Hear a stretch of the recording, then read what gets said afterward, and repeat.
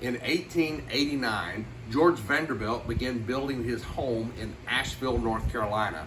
It would take 6 years to build this house, and it cost $6 million, a value of over $200 million today. It's a huge, huge house. In fact, it is the largest privately owned house in the United States of America. It has 35 bedrooms, 65 fireplaces, almost 4 acres of square footage. What a marvelous structure it is. You can pay money and go see it today, and it's still owned by that family, even though it's not lived in by them anymore, because it's a business. However, we read in the Bible about Solomon building his house. And what a marvelous, marvelous palace, what a marvelous, marvelous structure it must have been. In fact, you can read in 1 Kings and you can read in 2 Chronicles about the length of time that it took him to build it. 13 years. He spent 7 years building the tabernacle, and he spent 13 years building his own house. Details about the house are given, and all the elaborate things that were done to it, and how marvelous it must have been. What a tremendous, tremendous house it must have been. In Ecclesiastes chapter 2, Solomon elaborates a little bit on the fact that in his search for the meaning of life, one of the things he did was accumulate material possessions, and one of the things he did was to build this marvelous house. In fact, we begin reading in Ecclesiastes chapter 2 at verse 4. I made myself great works.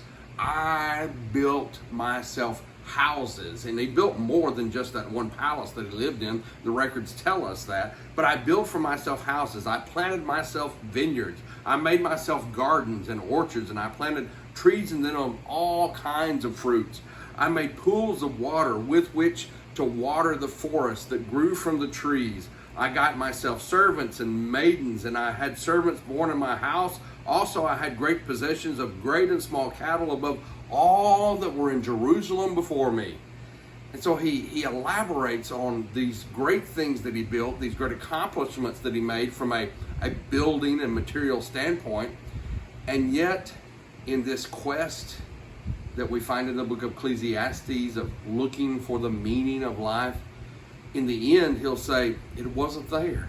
It wasn't found there. Now, like I said, you can still go and see the Biltmore House today, but one day it will be gone. And as we think about what Solomon built and all these elaborate structures, where are they now?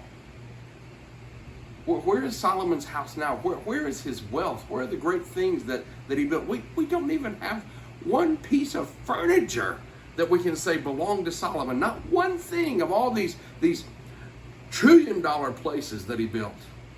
You see, the mistake that Solomon made was he tried to build a house and not a life. Don't make that same mistake.